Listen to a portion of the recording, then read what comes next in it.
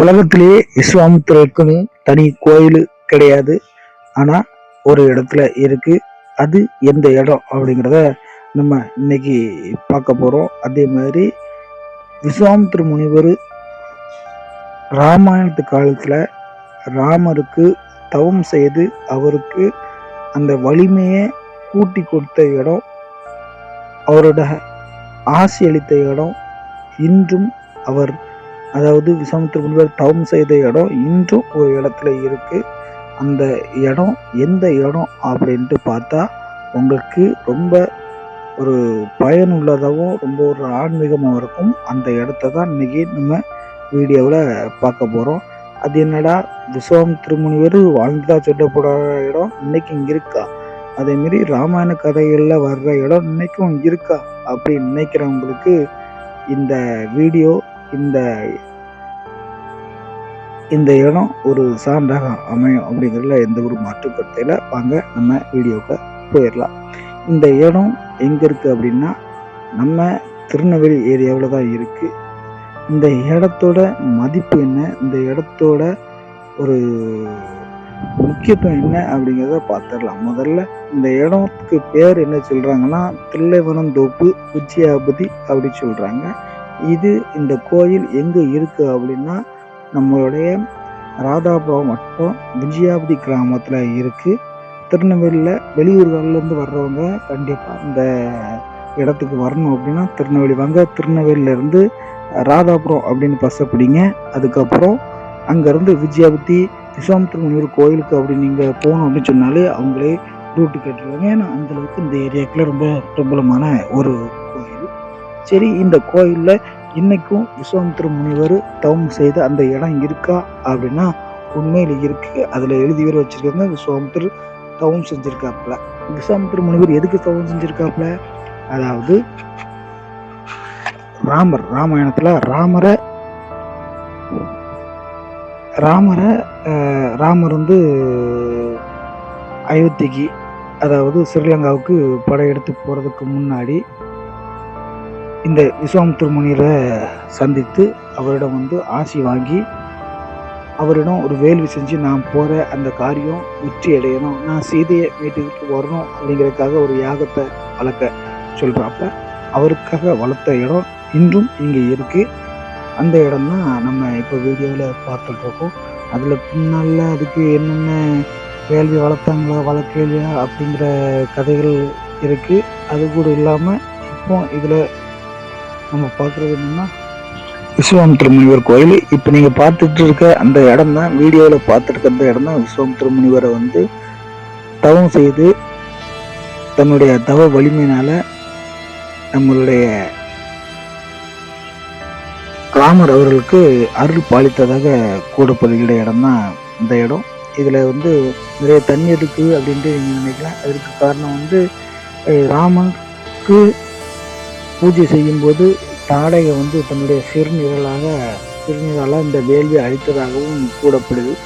இது ஒரு வரலாற்று சிறப்பு மிக்க கோயில். இங்கே வந்து பக்கத்திலேயே மகாசிங் லிங்கேஸ்வரர் இருக்காரு. அந்த மகாசிங் லிங்கேஸ்வரர் தான் விஸ்வாமித்திர முனிவர் வந்து வழிபாடு நடத்தியதாகவும், பக்கத்தில் தில்லைவனந்தோப்பு அதில் ஒரு தில்லை மகாகாளி அம்மன் கோயில் இருக்குது. அந்த தில்லை அப்படிங்கிறது காடு, அந்த காட்டில் உள்ள அந்த அம்மனை தான் வழிபட்டதாகவும் வரலாற்றுகளில் நமக்கு தெரியப்படுகிறது. அப்பேற்பட்ட ஒரு இடத்த தான் இன்றைக்கி நம்ம வீடியோவை எடுத்து மக்களாகிய உங்களுக்கு பார்வையில் நம்ம அதை வந்து சமர்ப்பணம் செய்திருக்கோம். இதில் இன்னொரு ஸ்பெஷல் என்னன்னா இந்த கோயிலில் நிறையா பிரபலங்கள் வெளியே சொல்லாமல் வந்துக்கிட்டு போயிட்டுருக்காங்க. ஏன்னா இந்த கோயிலில் வந்து தரிசனம் பண்ணால் பெரிய அளவுக்கு ஆர்டரும் இல்லாமல் வெளியே தெரியாமல் யாருக்கும் தெரியாமல் வந்து தரிசனம் பண்ணிட்டு இருக்காங்க. அதுக்கு காரணம் என்ன சொல்லப்படுது அப்படின்னா இழந்த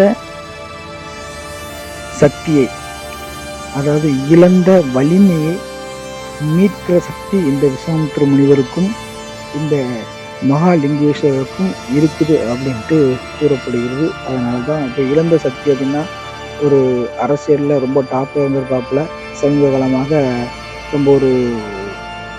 ரொம்ப ஒரு கம்மியான ஒரு இது பார்க்கல. அதே மாதிரி தொழிலில் ஒரு அதிகமான சக்தியில் இருந்திருப்பாப்புல, தொழிலில் டாப்பில் இருந்திருப்பாப்புல. இப்போ தொழிலில் வீழ்ச்சி அடைந்திருக்கும். அதே மாதிரி ஒரு பயங்கரமான ஒரு உழைப்பு இருக்கும். அதில் எந்த ஒரு முன்னேற்றமே இல்லாமல் இருக்கும். அந்த மாதிரி ஒரு ஒரு லோ ரேஞ்சில் இருக்கிறவங்கள பழைய நிலைமைக்கு, அதாவது பழைய பணக்காரராக இருந்தவங்க இன்றைக்கி ஏழையாக இருந்திருப்பாங்க. திரும்பவும் நான் பணக்காரன் ஆகணும் அப்படின்னு நினைக்கிறவங்க இந்த இடத்துக்கு வந்து தரிசனம் செய்து, சமர்ப்பணம் செய்து பூஜித்துட்டு போகிறதா நமக்கு தெரிய வருது.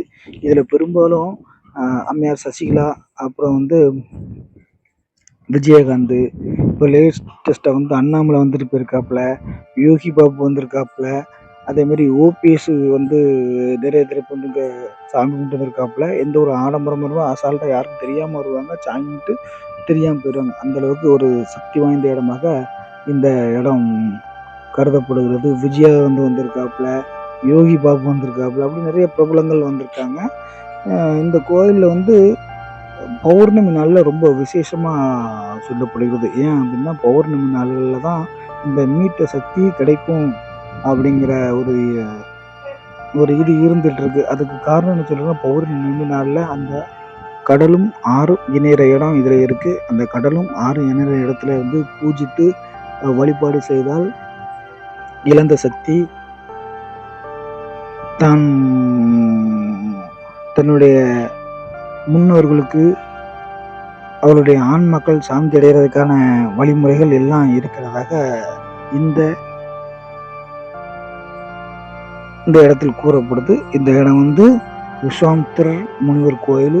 இது எங்கே இருக்குது அப்படின்னா கண்டிப்பாக திருநெல்வேலி மாவட்டம். திருநெல்வேலி மாவட்டத்துலேருந்து ராதாபுரம் வட்டம். ராதாபுரத்துலேருந்து விஜயாபதி ஊராட்சின்னு சொன்னால் விஜயாபதிலேருந்து ஒரு 1/2 கிலோமீட்டர் டிஸ்டன்ஸில் நீங்கள் இந்த கோயிலுக்கு சென்று அடையலாம். வீடியோவை முழுமையாக பாருங்கள்.